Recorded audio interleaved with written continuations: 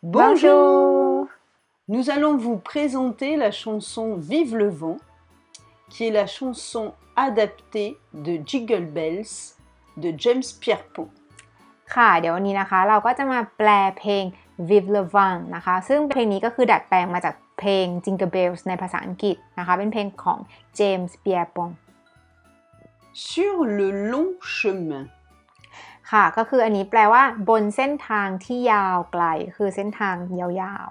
ๆ Tout blanc de neige blanche ขาวโพลนไปด้วยหิมะสีขาว Un vieux monsieur s'avance ค่ะอันนี้คือแปลว่าชายชราหรือว่าชายที่มีอายุมากนะคะเพราะว่า vieux ก็คือแปลว่าแบบอายุมากแล้วแก่แล้วอะไรเงี้ย s'avance ก็คือแบบเดินไปข้างหน้าชายชรากำลังเดินไปข้างหน้า avec sa canne dans la main พร้อมกับไม้เท้าในมือของเขา Et tout là-haut le vent และลมที่อยู่ด้านบนนั้น qui siffle dans les branches ก็กีในที่นี้ก็คือหมายถึงลมนะคะลมนั้นน่ะที่ส่งเสียงแบบวีดวิวอยู่ในกิ่งไม้ siffler ก็เหมือนกับผิวปากเขาก็ใช้เปรียบเทียบกับเสียงของลมที่มันแบบว่าพัดแบบเหมือนเสียงผิวปากเสียงวีดวิวอยู่ในกิ่งไม้ lui souffle la romance อันนี้ก็คือเป็นเปรียบเปรยเหมือนกันว่าเหมือนลมนั้นน่ะมันได้แบบเป่าเนื้อเพลงให้แก่เขาในที่นี้ก็คือชายชราคนนั้นเหมือนพอชายชราเขาได้ยินเสียงลมที่มันแบบพัดอยู่ด้านบนนั้นนะคะมันเหมือนกับว่ามันน่ะได้แบบร้องเพลงเป็นเนื้อเพลงให้แก่เขา qu'il chantait petit enfant ซึ่งเป็นเพลงที่เขาเคยร้องตอนที่เขายังเป็นเด็ก On va vous expliquer maintenant la signification du refrain. ค่ะต่อไปนะคะเราก็จะมาอธิบายหรือว่าแปลความหมายของท่อนฮุกกันนะคะท่อนฮุกในเพลงนี้ Vive le vent, vive le vent, vive le vent d'hiver. Vive le vent, vive le vent, vive le vent d'hiver. ค่ะ Vive le vent ในที่นี้ก็เหมือนกับว่าอยากให้ลมเนี้ยอยู่กับเราไปนานๆนะคะอยู่กับเราไปนานๆแล้วก็ประโยคสุดท้ายก็คือสายลมในฤดูหนาวเนี้ยอยู่กับเราไปนานๆ Le vent d'hiver ก็คือสายลมในฤดูหนาว Qui s'en va sifflant, soufflant dans les grands sapins verts. ค่ะก็คือหมายกับว่าให้สายลมเนี้ยมันแบบว่าพัดไปนะคะซิฟลังก็คือเหมือนกับพัดแบบเสียงวิดวิวเหมือนกับเสียงผิวปากแล้วก็ซูฟลังก็คือจะเป็นการพัดแบบเหมือนเป่าแบบอย่างนี้นะคะให้พัดไปเรื่อยๆพัดไปด้วยตัวของมันเองนะคะในต้นสนสีเขียวดังเลอคังซาปังก็คือต้นสนหรือว่าต้นคริสต์มาสสีเขียวต้นใหญ่ๆกระคังก็คือต้นใหญ่ Vive le temps, vive le temps, vive le temps d'hiver. ค่ะอันนี้ก็คือเหมือนกับเมื่อกี้พอบอกว่า vive le vent คือหมายถึงว่าให้ลมอยู่กับเราไปนานๆพอเปลี่ยนเป็น le temps ก็คือเป็นแบบช่วงเวลานี้ให้ช่วงเวลานี้อยู่กับเราไปนานๆให้ช่วงเวลานี้อยู่กับเราไปนานๆให้ช่วงเวลาแห่งฤดูหนาวนี้อยู่กับเราไปนานๆ le temps d'hiver ก็คือช่วงเวลาในฤดูหนาว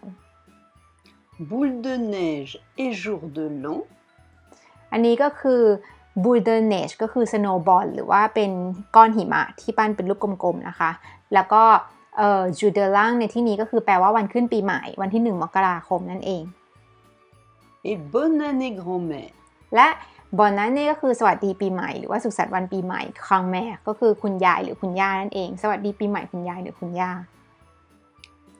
Dans ces paroles, il y a marqué vive le temps, vive le temps, vive le temps d'hiver. Et dans certaines chansons, en fait, ils reprennent vive le vent, vive le vent, vive le temps d'hiver. Ils disent pas vive le temps. Donc ça dépend des chansons. D'accord. ก็คือคริสตินบอกว่าบางเพลงอ่ะเขาก็จะไม่ร้องว่า vive le temps เขาก็จะใช้แค่ vive le vent อย่างเดียวนะคะแต่ว่าบางเพลงเขาก็จะแบบมีเปลี่ยนใช้เป็นท่อนแบบ vive le temps ด้วยก็คืออันนี้แล้วแต่เพลงแล้วแต่ละเวอร์ชันที่เขาเอาไปร้องมันก็แบบไม่เหมือนกันค่ะ Joyeux joyeux Noël ค่ะอันนี้ก็ต่อกันที่ท่อนฮุกนะคะก็คือแปลว่า joyeux joyeux Noël ก็คือสุขสันต์วันคริสต์มาส Aux mille bougies ด้วยเทียนเป็นพันๆเล่มมินก็คือพันแล้วก็บูจีก็คือเทียน Qu'on chante vers le ciel les cloches de la nuit ค่ะก็คืออันเนี้ยจริงๆมันเป็นประโยคเดียวกันก็คือเหมือนกับว่ามันจะแปลประโยคหลังก่อนก็คือเหมือนกับว่า le cloche de la nuit ก็คือเป็นเสียงระฆังแห่งตอนกลางคืนเสียงระฆังในตอนกลางคืนแปลให้สวยๆก็คือเสียงระฆังแห่งราตรีเนี่ยก็คือแบบล่ายมนต์ไปสู่ท้องฟ้านะคะ enchante vers le ciel ก็คือแบบล่ายมนต์ขึ้นสู่ท้องฟ้า